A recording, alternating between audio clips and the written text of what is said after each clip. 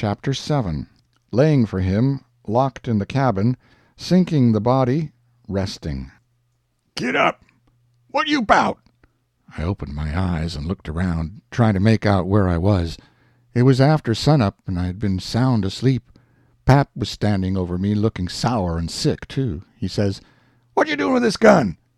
I judged he didn't know nothing about what he had been doing, so I says, "Somebody tried to get in, so I was laying for him." "Why didn't you roust me out?" "Well, I tried to, but I couldn't. I couldn't budge you." "Well, all right. Don't stand there palavering all day, but out with you and see if there's a fish on the lines for breakfast. I'll be along in a minute." He unlocked the door, and I cleared out up the river bank. I noticed some pieces of limbs and such things floating down, and a sprinkling of bark, so I knowed the river had begun to rise. I reckoned I would have great times now if I was over at the town. The June rise used to be always luck for me, because as soon as that rise begins, here comes cordwood floating down, and pieces of log rafts, sometimes a dozen logs together, so all you have to do is to catch them and sell them to the wood yards and the sawmill. I went along up the bank with one eye out for Pap, and t'other one out for what the rise might fetch along.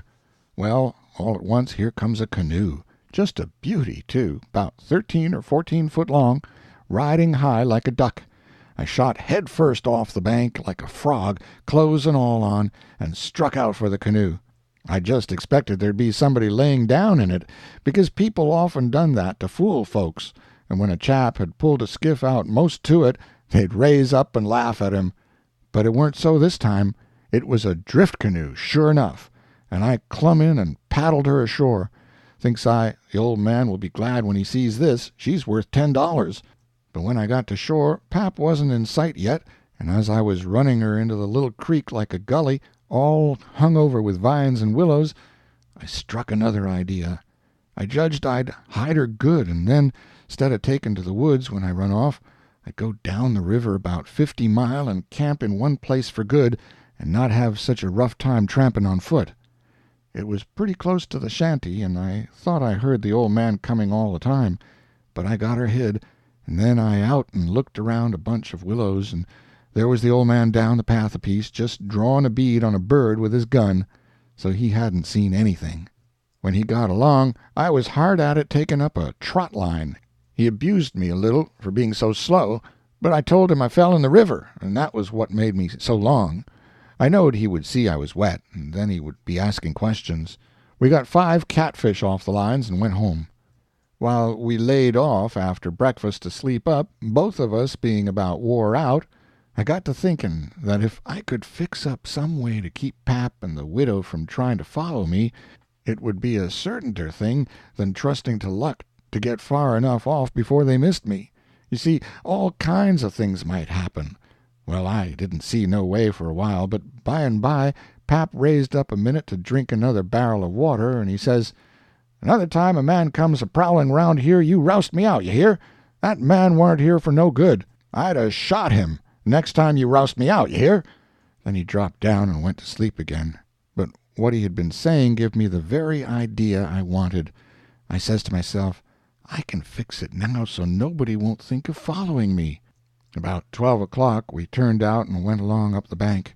The river was coming up pretty fast, and lots of driftwood going by on the rise. By and by along comes part of the log raft, 9 logs fast together. We went out with the skiff and towed it ashore. Then we had dinner. Anybody but Pap would have waited and seen the day through, so as to catch more stuff. But that warn't Pap's style. 9 logs was enough for one time. He must shove right over to the town and sell. So he locked me in and took the skiff and started off towing the raft about 3:30. I judged he wouldn't come back that night.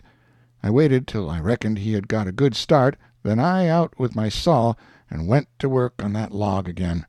Before he was t'other side of the river, I was out of the hole.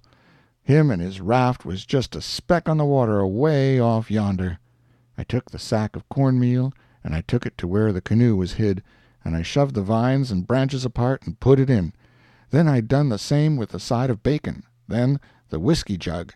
I took all the coffee and sugar there was, and all of the ammunition. I took the wadding, I took the bucket and gourd.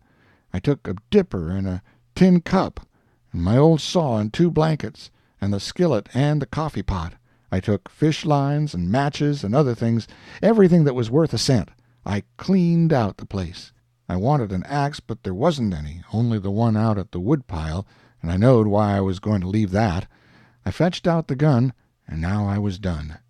I had wore the ground a good deal crawling out of the hole and dragging out so many things, so I fixed that as good as I could from the outside by scattering dust on the place, which covered up the smoothness and the sawdust. Then I fixed the piece of log back into its place and put 2 rocks under it and one against it to hold it there, for it was bent up at that place and didn't quite touch ground. If you stood 4 or 5 foot away and didn't know it was sawed, you wouldn't never notice it. And besides, this was the back of the cabin, and it weren't likely anybody would go fooling around there. It was all grass clear to the canoe, so I hadn't left a track. I followed around to see. I stood on the bank and looked out over the river.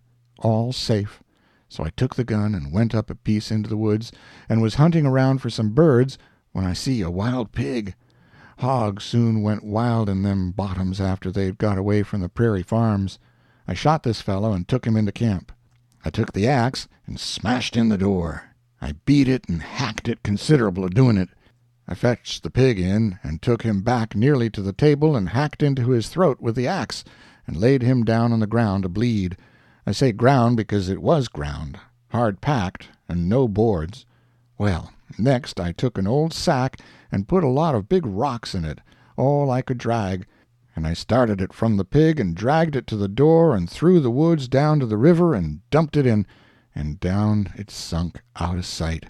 You could easy see that something had been dragged over the ground. I did wish Tom Sawyer was there. I knowed he would take an interest in this kind of business and throw in the fancy touches. Nobody could spread himself like Tom Sawyer in such a thing as that. Well, last I pulled out some of my hair and blooded the axe good and stuck it on the back side and slung the axe in the corner. Then I took up the pig and held him to my breast with my jacket so he couldn't drip till I got a good piece below the house, and then dumped him into the river. Now I thought of something else. So I went and I got the bag of meal and my old saw out of the canoe, and fetched them to the house. I took the bag to where it used to stand, and ripped a hole in the bottom of it with the saw, for there weren't no knives and forks on the place. Pap done everything with his clasp knife about the cooking. Then I carried the sack about 100 yards across the grass and through the willows east of the house to a shallow lake that was 5 miles wide and full of rushes, and ducks too, you might say, in the season. There was a slough or a creek leading out of it on the other side that went miles away, I don't know where, but it didn't go to the river. The meal sifted out and made a little track all the way to the lake. I dropped Pap's whetstone there, too, so as to look like it had been done by accident. Then I tied up the rip in the meal sack with a string so it wouldn't leak no more, and took it and my saw to the canoe again. It was about dark now, so I dropped the canoe down the river under some willows that hung over the bank and waited for the moon to rise. I made fast to a willow, then I took a bite to eat, and by laid down in the canoe to smoke a pipe and lay out a plan. I says to myself, they'll follow the track of that sack full of rocks to the shore and then drag the river for me, and they'll follow that meal track to the lake and go browsing down the creek that leads out of it to find the robbers that killed me and took the things. They won't ever hunt the river for anything but my dead carcass. They'll soon get tired of that and won't bother no more about me. All right, I can stop anywhere I want to. Jackson's Island is good enough for me. I know that island pretty well, and nobody ever comes there. And then I can paddle over to town nights and slink around and pick up things I want. Jackson's Island's the place. I was pretty tired, and the first thing I knowed I was asleep. When I woke up, I didn't know where I was for a minute. I set up and looked around, a little scared. Then I remembered. The river looked miles and miles across. The moon was so bright I could have counted the drift logs that went a-slipping along, black and still, hundreds of yards out from shore. Everything was dead quiet, and it looked late, and smelt late. You know what I mean. I don't know the words to put it in. I took a good gap and a stretch, and was just going to unhitch and start when I heard a sound away over the water. I listened. Pretty soon I made it out. It was that dull kind of irregular sound that comes from oars working in rowlocks when it's still night. I peeped out through the willow branches, and there it was, a skiff, away across the water. Couldn't tell how many was in it. It kept a-comin', and when it was abreast of me I see there weren't but one man in it.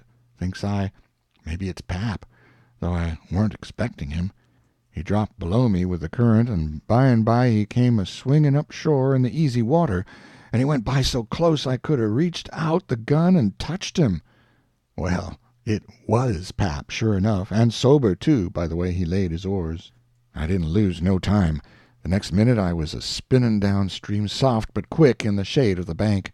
I made 2 mile and a half, and then struck out 1/4 of a mile or more toward the middle of the river, because pretty soon I would be passing the ferry landing, and people might see me and hail me.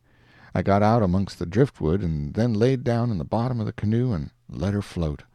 I laid there and had a good rest and a smoke out of my pipe, looking away into the sky. Not a cloud in it. The sky looks ever so deep when you lay down on your back in the moonshine. I never knowed it before. And how far a body can hear on the water such nights. I heard people talking at the ferry landing. I heard what they said, too, every word of it. One man said it was getting towards the long days and the short nights now.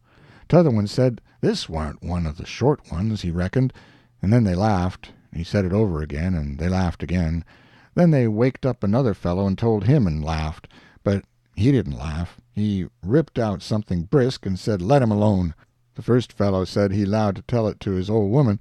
She would think it was pretty good. But he said that weren't nothing to some things he had said in his time. I heard one man say it was nearly 3 o'clock, and he hoped daylight wouldn't wait more than about a week longer. After that the talk got further and further away, and I couldn't make out the words any more. But I could hear the mumble, and now and then a laugh, too, but it seemed a long ways off. I was away below the ferry now. I rose up, and there was Jackson's Island, about 2 mile and a half downstream, heavy timbered and standing up out of the middle of the river, big and dark and solid, like a steamboat without any lights. There weren't any signs of the bar at the head. It was all under water now. It didn't take me long to get there. I shot past the head at a ripping rate, the current was so swift, and then I got into the dead water and landed on the side toward the Illinois shore.